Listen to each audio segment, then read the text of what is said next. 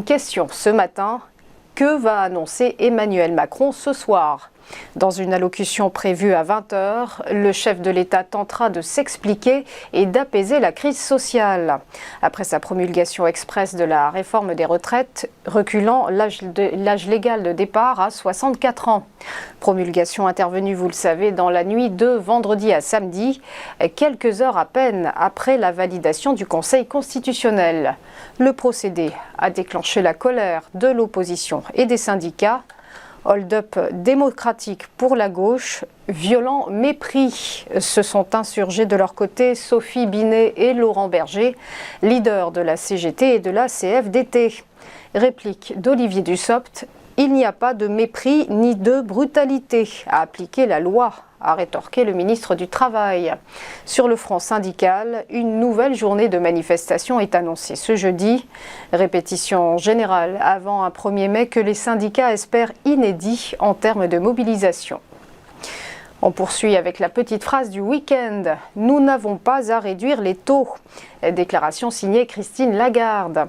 La présidente de la Banque centrale européenne était interviewée hier sur CNN. Elle a ainsi confirmé la poursuite du resserrement monétaire de la BCE, balayant d'un revers de main toute baisse des taux directeurs, prématurée selon elle. Nous devons d'abord bien mesurer ce qui sortira des récents événements financiers, a-t-elle indiqué, faisant évidemment référence à la crise du secteur bancaire. Christine Lagarde qui s'est également exprimée sur le plafond de la dette américaine. Elle a expliqué ne pas croire à un défaut de paiement des États-Unis, ajoutant qu'il ne laisserait pas, je cite, un désastre aussi grave se produire. Optimiste également sur l'économie mondiale. Il y a une reprise, alors qu'il y a 6 mois, nous anticipions tous une récession, ne serait-ce que technique. Fin de citation. Terminons par cette première pour une biotech française. Smart Immune va voir la fondation Bill Gates entrer à son capital. 5 millions de dollars. La participation est modique mais symbolique.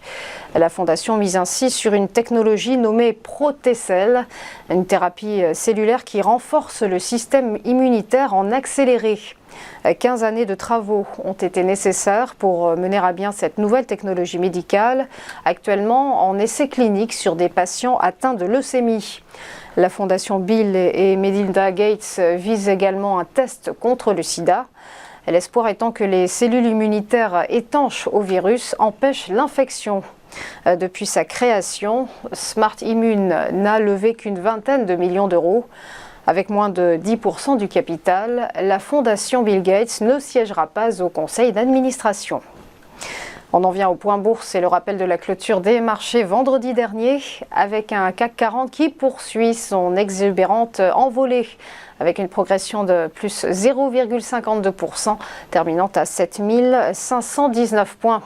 À Francfort, le DAX, lui, s'est apprécié de plus 0,5% également à 15 807 points.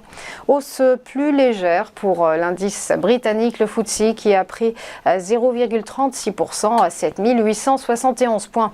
Et quant au MIB de Milan, eh bien, il a engrangé plus 0,89%, tandis que l'IBEX de Madrid, lui, s'est étoffé de plus 0,57%.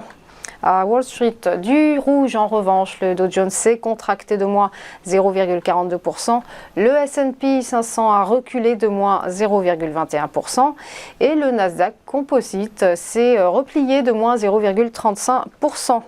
Enfin, un mot du Nikkei, l'indice japonais termine ce matin à l'équilibre, plus 0,07%.